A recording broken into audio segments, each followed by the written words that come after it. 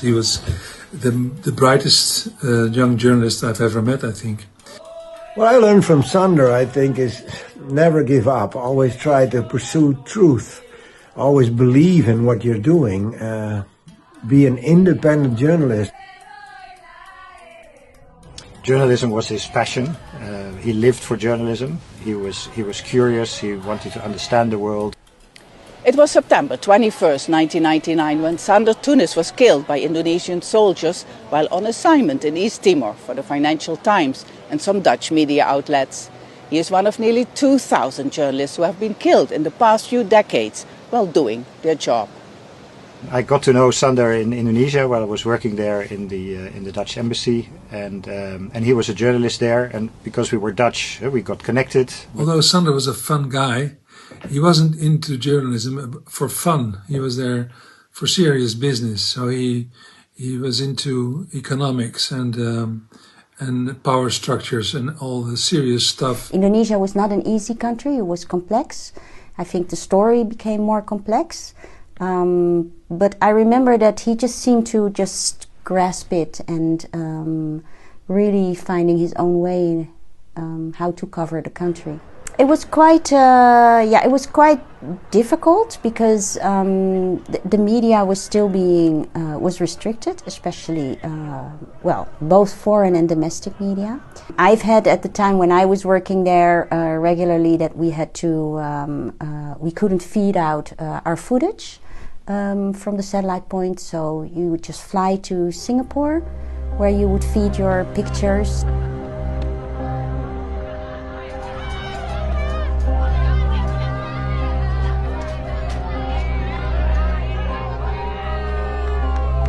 Sander arrived at a turbulent time in Indonesia. After more than 30 years, the rule of President Suharto was seriously challenged, and in May 1998, he was forced to step down. It became a huge international story, and a lot changed in Indonesia. So it was a time that was very messy. There was a lot of political unrest throughout Indonesia. So there was a lot happening. And so it was a great time also for journalists to understand what was happening, travel all over the region. And that was what Sander was doing. Changed significantly. I think everything opened up. The rules and regulations were eased in a major way. And there was this atmosphere, like finally after more than 30 years, there was freedom, including media freedom.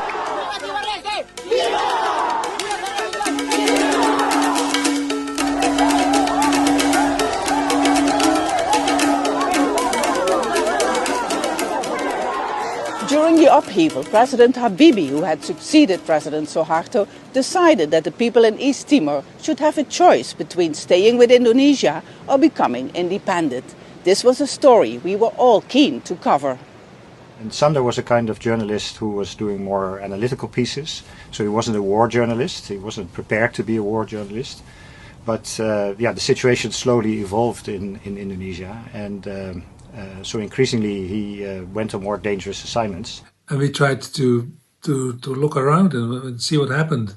And in this phase, in the first night that we were there, Sander Thoenes was killed. I was making a report for a Dutch TV station when Sander came to my truck and asked me what I was doing, and I said I was going to make a report from the eastern part of Dili, but he said he didn't have the opportunity to join me because he had to finish a report on the other side of town, and that was the last time we spoke. I was at Hotel Turismo the day he was killed. I spoke to him a little while before he left to go to Becora on the back of the motorbike where he was attacked. And we heard the news that a journalist went missing, and then an hour went by, and then it was like, oh, it's probably a Dutch journalist.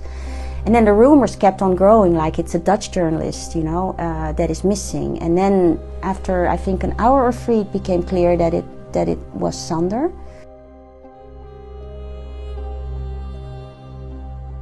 That was one of the saddest days in my life, and I will never forget it. I will also never forget Sander Thoenes. As a friend, as a good colleague, and just a nice person to know.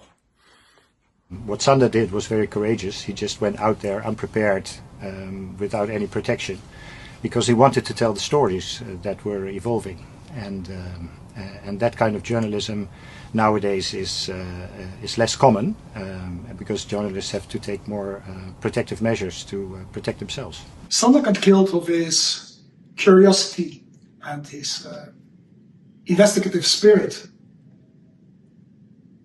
You cannot kill somebody. And when you kill a journalist, it's also an attack on a free and democratic society. Because a free and democratic society cannot do without independent information. And that information comes from good journalists.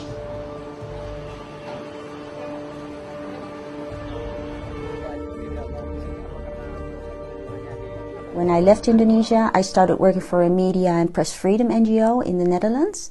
But I think that what happened to Sander, but also from my own experience working under pressure and under censorship, really motivated me to do that type of work. It's maybe also the lesson we learned from his death, that no matter what happens, we have to go on. And we have seen in quite a few places in the world, and lately in Gaza, that journalism, no matter what happens, they always try to tell what's going on. They're always trying to let the world know how bad or how difficult the situation is. And so please understand that there are so many journalists around that are just looking for the truth.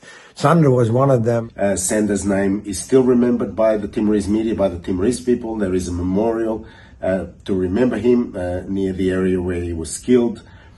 His name is still remembered on special occasions, not just his death, but also other events related to the media in Timor-Leste. And he is considered one of the heroes, one of the foreign heroes of Timor, who died while attempting to bring what was a story not very well known to the world.